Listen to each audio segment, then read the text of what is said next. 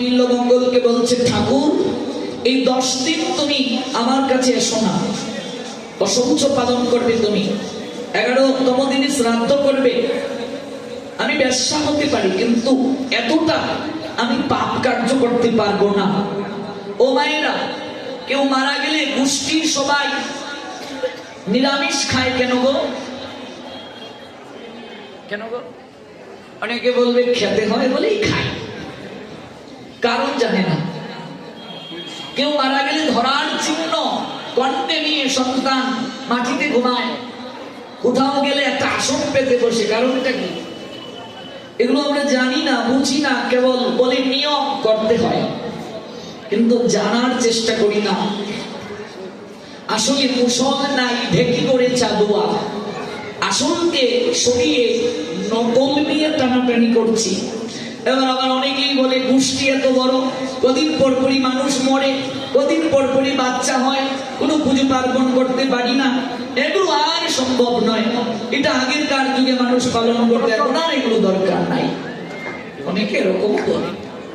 মনে রাখবে, পিতামাতা দেহ রাখলে সন্তান ধরার চিহ্ন নেয়, একটা শুভ্র একটা কাপড়ের অংশ, একটা টুকরো গলার মাঝে বেঁধে রাখে, সর্বক্ষণ স্মরণ রাখার জন্য। ভালো করে কথাটা বুঝো, সর্বক্ষণ স্মরণ রাখার জন্য একটা শুভ্র, শুভ্র শব্দের তো সাদা, সাদা বস্ত্র পরে সর্বক্ষণ মনে রাখার জন্য আমি একটা ব্রত গ্রহণ করেছি। ভালো করে বুঝবে মায়েরা, আমি একটা ব্রত গ্রহণ করেছি। ব্রত শব্দের অর্থ কি? তপস্যা। কি ব্রত? ব্রহ্মচর্যের ব্রত। এই জন্য দেখবে কাউকে স্পর্শ করে না। যদি শ্রাদ্ধের পিণ্ড দানের পূর্বে কোনো কারণবশত সেই সন্তানের বীর্যস্খলন হয়ে যায়, কুচিন্তা হৃদয়ে এসে যায়, কুভাবনা এসে যায়, তার দ্বারা পিণ্ড দান করে পিতামাতাকে উদ্ধার করা সম্ভব নয়। এই জন্য আলাদা শয়ন করে, ইন্দ্রিয় উত্তেজিত যেন না হয়, এই জন্য ফলমূল খেয়ে থাকে, অবিষণ্ণ খায়, লবণ ব্যবহার করে না, তেল আদি খায় না, মশলা খায় না। আসল কথায় যাও, ইন্দ্রিয়গণকে নিয়ন্ত্রিত রাখে ঈশ্বর আরাধনা করার জন্য। অথচ দুর্ভাগ্য হলেও সত্য, গোষ্ঠীর সবাই সাত্বিক আহার খায় বটে কয়েকটা দিন, কিন্তু এই তত্ত্ব না জেনে ওরা বেপরুয়া জীবন যাপন করে। রক্তের সম্বন্ধে একটা কি থাকে, একটা দায়বদ্ধতা থাকে। সনাতনী হিন্দুরা 7 সিঁড়ি পর্যন্ত রক্তজাত সম্পর্কের সঙ্গে বৈবাহিক জীবনে আবদ্ধ হয় না। 7 সিঁড়ি, সিঁড়ি বুঝো তোমরা? 7 সিঁড়ি পর্যন্ত রক্তজাত সম্পর্কের সঙ্গে বৈবাহিক বন্ধনে আবদ্ধ হয় না। কারণ বিজ্ঞান গবেষণা করে দেখেছে, রক্তজাত সম্বন্ধের সঙ্গে যদি কেউ শারীরিক সম্পর্ক করে, সেই সন্তান বিকলাঙ্গ হওয়ার সম্ভাবনা আছে 90%। আমাদের সনাতন ধর্মটা বিজ্ঞানের উপর প্রতিষ্ঠিত। এই জন্য সনাতনী হিন্দুদের মাঝে এত ভিক্ষুক পাবে না। ওরা তিথি মানে, নক্ষত্র মানে, গ্রহণ আদি মেনে চলে। গ্রহণ চলাকালীন সময়ে গর্ভবতী মা যা করে সন্তানের মাঝে প্রকাশ হয় কি হয় না গো, এগুলো মেনে চলে ওরা। তিথি নক্ষত্র আদি মেনে চলে। 7 সিঁড়ি পর্যন্ত রক্তজাত সম্পর্কে এই নিয়ম পালন করতে হবে। 7 সিঁড়ি যদি অতিক্রম হয়ে যায় 3 দিন তারা পালন করবে। 9 সিঁড়ি পর্যন্ত 3 দিন। 9 সিঁড়ি যখন অতিক্রম হয়ে যাবে, স্নান করলেই শুদ্ধ হয়ে যাবে। কথা বুঝতে পেরেছেন? 7 সিঁড়ি পর্যন্ত নির্ধারিত যে দিন আছে সেগুলো করবে। 7 সিঁড়ি চলে গেলে 3 দিন, তেরাত্র। 9 সিঁড়ি পর্যন্ত, 9 সিঁড়ি চলে গেলে স্নান করেই শুদ্ধ। এখনকার আধুনিক যুগের পোলাপান এগুলো না মেনে সম্পর্কে জড়িয়ে বিয়ে করছে, তার প্রতিফলও আছে। বিজ্ঞান এবং ভাগবত অভূতপূর্ব সিদ্ধান্ত দিয়েছে। যেহেতু রক্তজাত সম্পর্ক, একটা বাধ্যবাধকতা আছে, দায়বদ্ধতা আছে, এই জন্য গোষ্ঠীর সবাই এই কয়েকটা দিন ওরা সাত্বিক আহার গ্রহণ করছে মনটাকে শুদ্ধ রাখার জন্য। দেখবে নিরামিষ আদি যখন খাবে, একটা কথা বলে রাখি, বিজ্ঞান নিরামিষ বলে কোনো আহার আছে সেটা ঘোষণা করে নাই। প্রত্যেকের মাঝে আমিষ আছে। আমাদের গীতায় নিরামিষ শব্দ নাই, আমাদের শাস্ত্রে নিরামিষ কোনো শব্দ নাই। 3 প্রকার আহারের কথা বলছে, সাত্বিক, রাজসিক, তামসিক। এই জন্য সাত্বিক আহার গ্রহণ করে, যে আহারগুলো আমাদের ইন্দ্রিয়কে নিয়ন্ত্রিত করে, গোষ্ঠীর সবাই গ্রহণ করে। কারণ কি? ওরা শারীরিক সংযম থাকে। ওমা পুজো পার্বণের আগে স্নান করে, ধোয়া মোছা করে যখন রান্না করো, তারপর যখন এই প্রসাদটা খাও, তখন মনটা একটু পবিত্র লাগে না বাবা? আর যদি নিয়ম পালন না করে পুজোতে যাও, অঞ্জলি দিতে মন চায়? সংক্রান্তি দিন একটু নিয়ম নিষ্ঠা করে রান্না করলে, স্নান করে যখন পেতে যাচ্ছ, তখন একটু নির্মল লাগে না? একটু অন্যরকম লাগে না? মনটা ভালো লাগে না? এগুলোর সঙ্গে মনের একটা সম্পর্ক আছে। যেমন খাবার খাবে মন সেরকম হবে, যেমন মন বুদ্ধি সেরকম, বুদ্ধি যেরকম স্থিতি সেরকম, স্থিতি যেরকম লয় সেরকম, লয় যেরকম প্রাপ্তিটাও সেরকম। এই জন্য গোষ্ঠীর সবাই সাত্বিক আহার গ্রহণ করছে। কিসের জন্য? তার কারণ রক্তজাত সম্পর্ক ভগবানের কাছে প্রার্থনা করবে তার আত্মার শান্তি কামনায়। সন্তান ব্রহ্মচর্য ব্রত পালনের জন্য অশৌচের চিহ্ন ধারণ করেছে, সুখের চিহ্ন, ত্যাগের চিহ্ন।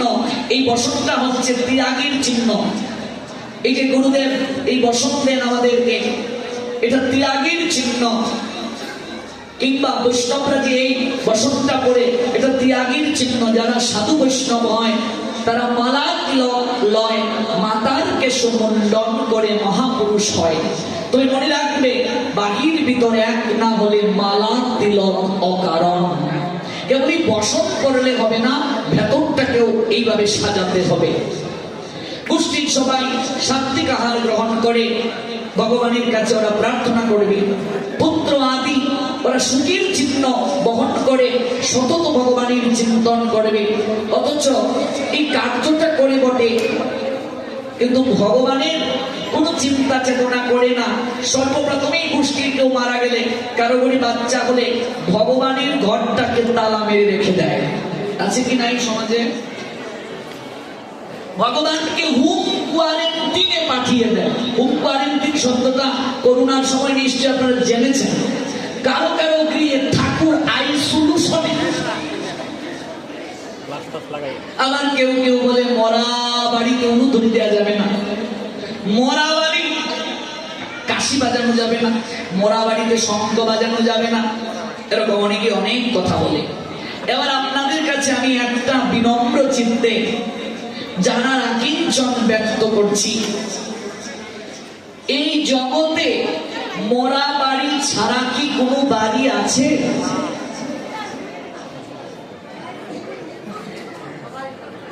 ও বাবা, এই নেত্রকোনা বড় বাজারে মরা বাড়ি ছাড়া কোনো বাড়ি আছে গো? যারা সাতপাই থেকে এসেছো, মরা বাড়ি ছাড়া কোনো বাড়ি আছে গো তোমাদের পাড়ায়? এমন কেউ আছে যে কেউ মরে নাই? মরা বাড়ি ছাড়া কোনো বাড়ি আছে? কথার তাৎপর্য বুঝবে। বলছে মরা বাড়িতে উলুধ্বনি হয় না, মরা বাড়িতে যাবে না। তোর বাড়ি জিতা বাড়ি আইলো কোথেকে? ভগবান বলছেন জাতস্বহি ধ্রুব মৃত্যু ধ্রুব জন্ম মৃত সচ। গীতায় আছে কি নেই? খুলে দেখবে, 2য় অধ্যায় 27 নম্বর শ্লোক। গীতাটা পড়ো। তস্মাৎ অপরিহার্য অর্থে নতম সুচিত্ত মহর্ষি। The Lord Sri Krishna said to Arjun, Shankaya, chapter 2, 27 verse. Oh my dear Arjun, please listen attentively what I say. One who has taken his birth is sure to die. যে লোকটার জন্ম হয়েছে তাকে মরতে হবে। এই জগৎটা হচ্ছে মৃত্যু লোক। এখানে কেউ বাঁচবে না, বাঁচার জন্য আসে নাই, চিরকাল থাকার জন্য আসে নাই। মৌটুসি পাট্টা নিয়ে মধু চটতে মধু খাবে সারা জীবন এই সংসারে, এই ভাবনাটা হৃদয় থেকে পরিত্যাগ করে নাও। এটা মৃত্যু লোক, এটা জীবিত লোক না। চিরকাল এই জগতে কেউ থাকার জন্য আসেনি, আসবেও না, কিংবা অতীতেও এসেছিল না। যারা বুদ্ধিমান ব্যক্তি তারা জীবিত মানুষের জন্য কোনো সুখ করে না, মরে গেলেও তার জন্য সুখ করে না।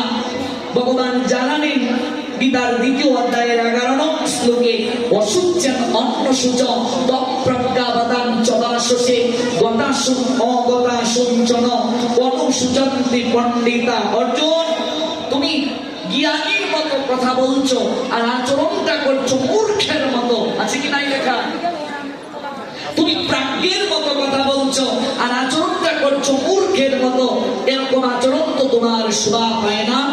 যারা যথার্থ পণ্ডিত ওরা জীবিত মানুষের জন্য সুখ করে না, মরে গেলেও সুখ করে না। ওরা জানে ওই দেহটা একটা কাপড় মাত্র। ভগবান মানুষের কাপড় পরিধান করিয়ে দিয়েছেন, তাই আমি মানুষ। ভগবান কর্মানুযায়ী যদি ছাগলের পোশাক পরিয়ে দেন তাহলে আমি ছাগল, বিড়ালের পোশাক পরিয়ে দিলে বিড়াল, বৃক্ষের পোশাক পরিয়ে দিলে বৃক্ষ, কৃমিকীট আদির পোশাক যদি পরিয়ে দেন কৃমিকীট। বিষ্ণু পুরাণ বলছেন জলজা নবলাক্ষণী স্থাবরা লাক্ষবিংশতি ক্রিময়া রুদ্র সংখ্যা পক্ষিনাম 10 লক্ষণাম 30 লক্ষত্যানি পশব জন্ম চাতুর্লক্ষানি মানুষা। 9 লক্ষ জলজ প্রাণী, 10 লক্ষ পাখি, 11 লক্ষ কৃমিকীট, 20 লক্ষ গাছপালা, 30 লক্ষ পশু, 4 লক্ষ মানুষ। এই দেহটা একটা পোশাকের ন্যায়, বস্ত্রের ন্যায়। বাসাংসি জীর্ণানি যত বিহায় নবানি বৃহন্নাতি নর পুরাণি তথা শরীরানি বিহায় জীর্ণানি অন্নানি সংয়াতি নবানি দেহি। গীতার 2য় অধ্যায় সাংখ্যযোগ 22 নং শ্লোক। The all parts of English said Srimad Bhagavad Gita 2 chapter 22 parts. As a person puts on new garments, giving up old ones, the soul similarly accepts new material bodies, giving up to old and useless ones. মানুষ যেমন পুরাতন কাপড় ত্যাগ করে নতুন আরেকটা কাপড়কে পরিধান করে, আত্মাও তেমনি পুরাতন শরীরটাকে ত্যাগ করে আরেকটা নতুন শরীরে যায়। কাপড়টা কেবল নষ্ট হয়, শরীরটা কেবল নষ্ট হয়, কিন্তু শরীরটা যে সতেজ রাখে, শরীরটা যে জগতের মাঝে আন্দোলিত রাখে, সে আত্মার কোনো বিনাশ নাই। তাকে অস্ত্রের দ্বারাও কাটা যায় না, আগুনেও তাকে পোড়ানো যায় না, জলেও তাকে ভেজানো যায় না, হাওয়াতেও তাকে শুকানো যায় না। নৈনং ছিন্দন্তি শস্ত্রাণি নৈনং দহতি পাবক ন চৈত্যম ক্লাদন্তি আপো ন সুশৌতি মারুত। The omnipotent maker Krishna said in Bhagavad Gita 2 chapter 23 verse, the soul can never be cut to pieces by any weapons, nor burned by fire, nor moistened by water, nor withered by the wind. অস্ত্রের দ্বারা কাটা যায় না, আগুনে পুরানো যায় না, জলে ভেজানো যায় না, হাওয়াতে শুকানো যায় না। অচ্ছেদ্য অয়ম অদাহ্য অয়ম অক্লেদ্য অশুষ্য এবচ নিত্য সর্বগত স্থানু অচলয়ম সনাতন। আত্মা অচ্ছেদ্য অদাহ্য অক্লেদ্য অশুষ্য, দেহের বিনাশ হয়, আত্মার বিনাশ হয় না। ন জায়তে মৃয়তে বা কদাচিৎ ন অয়ম ভূতা ভবিতা বা ন ভুব অজ নিত্য শাশ্বত অয়ম পুরাণু ন হন্যতে। হন্য মানে শরীরে। গীতার 2য় অধ্যায় 20 নং শ্লোক।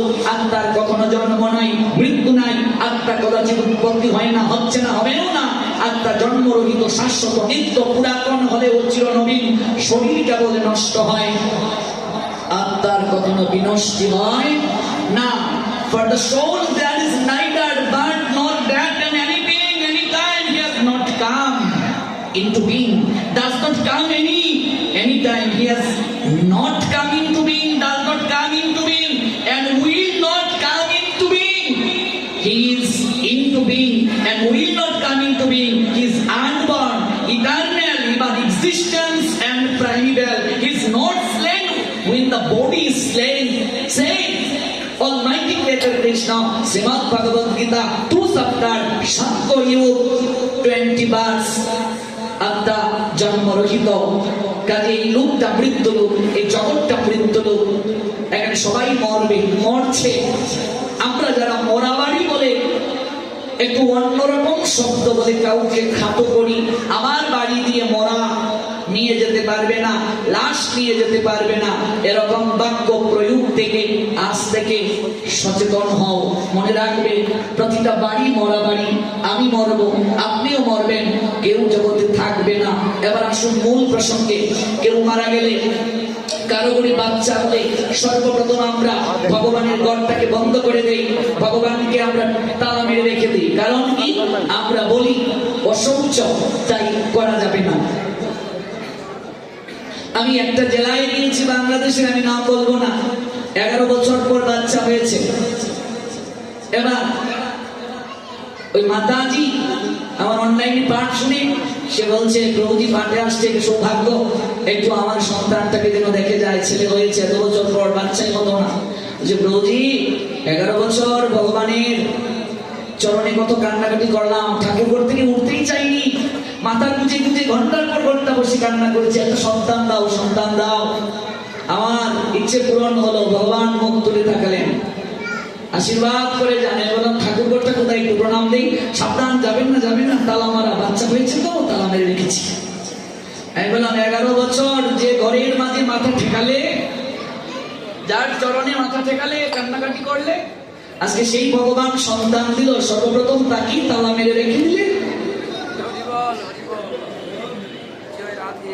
যে সন্তান দিল ভগবান 11 বছর পরে, যার চরণে মাথা ঠেকালে, এত কান্নাকাটি করলে, এটাই প্রতিদান দিলে, তাকে তালাবদ্ধ করে রেখে দিলে। মা মনে রাখবে, মা ভগবান যেমন দিতে জানেন, নিতেও জানেন, এটা মনে রেখে চলবে। কথাটা শুনে ঘাবড়ে গেল, ভয় পেয়ে গেল। ভয় পাওয়ার জন্য বলিনি, ভগবান যেমন দিতে জানেন, নিতেও জানেন। মুহূর্তের মাঝে গান্ধারীর 100টা প্রদীপ নিভিয়ে দিয়েছিলেন ভগবান যুদ্ধের পূর্বে। দেখো গান্ধারী, তোমার সন্তান রূপ 100টা প্রদীপের মাঝে একটাও যুদ্ধের পর চলবে না। এখনো সচেতন হও। সংকেত যদি না বুঝো, দুর্ভাগ্য ছাড়া জীবনে কিচ্ছু হবে না। যার চরণে মাথা ঠেকালে 11 বছর কান্নাকাটি করলে, সেই ঘরটা কি বন্ধ করে রেখে দিলে। গোষ্ঠীর কারো করে বাচ্চা হলে, কেউ মারা গেলে, আমরা কি খাবার না খেয়ে থাকি? না খেয়ে থাকো? টিভি দেখা বন্ধ করি কি করি না গো? সিরিয়াল দেখা বন্ধ হয়? বন্ধ হয় না। মা কেন? অসহ্য চলছে, সিরিয়াল দেখো কেন? স্টার জলসা, জি বাংলা, কালার্স বাংলা, ধ্বংস করলো সোনার বাংলা, চলছে ঘরে ঘরে। সন্ধ্যা হলে সেজুতি জানার যখন সময়, সেখানে রচনার কেরামতি দিদি নাম্বার দিয়ে শুরু হয়। এক জায়গায় পাঠে গেলাম, নামটা বলেই ফেলি, কুমিল্লা। কোথায় সেটা বলছি না, ইন্টারনেটে প্রচার হচ্ছে, কাউকে ছোট করতে চাই না। যে বাড়িতে ছিলাম, কারো গৃহে যদি সাধুরা থাকে, মানুষ তখন এসে কত কিছু জানতে চায়, যে কিভাবে ভজনে উন্নতি করব, অনেক প্রশ্ন। ও বাপরে বাপ, দাদুর বয়সী একজন 70+, এই যে জি বাংলায় ঢুকলো সন্ধ্যাবেলা, ও দাদু পাঠে যাবে না? দাদু বলছে আপনারা যান, আমি আসছি। এবার 11:30টায় বাসায় এসে দেখি ওই দাদু জি নাম্বারেই, জি বাংলা ওই সিরিয়াল নাম্বারটাতেই পড়ে রয়েছে, উঠে নাই। বললাম বাহ, এই তো পেলাম। 11:30টায় এলাম, ওই জি বাংলার সিরিয়ালেই পড়ে আছে। বলছি এই নাম্বারটা দেখে নেই, এই যে এখনের পর্বটা দেখে নেই, 207 নাম্বার পর্ব, এটা যদি চলে যায়, হবে না, হবে না, হবে না, হবে না, হবে না। এই সিরিয়াল নিয়ে একটা মজার ঘটনা বলে নেই, প্রসঙ্গে যেহেতু এসেছে। এক কাকা বাবু প্রেম করে বিয়ে করেছিল। এবার